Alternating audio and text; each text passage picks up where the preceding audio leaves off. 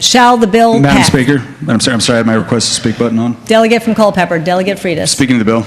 Delegate Freitas, you have the floor. So I'm not actually as concerned with respect to the hunting prospects of this, although that is a concern. I'm more concerned, again, with the question of reckless.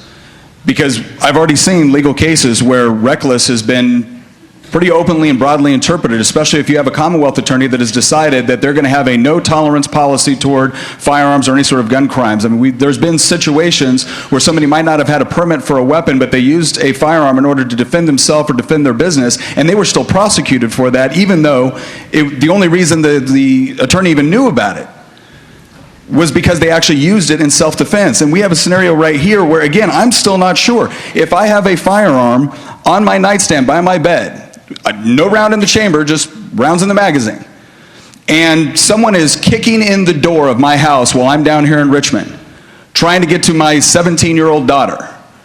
Maybe it's somebody that was released early on parole that is now going to kick in this door and come after my 17-year-old daughter. If she has to come upstairs and pick up my gun to defend herself, am I a felon? Is she a felon?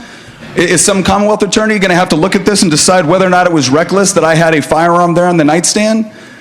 These are the sort of things that I don't want them having to worry about in a situation where you might need to use a firearm for self-defense purposes. And these are the sort of unintended consequences with these bills that never get reported about, because all we listen to is what the intention of the bill is. And I don't doubt for a second that Delegate Hayes has good intentions.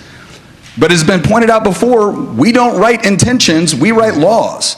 And those laws are going to be interpreted, and how they are interpreted can have very grave consequences for our constituents. Thank you, Madam Speaker.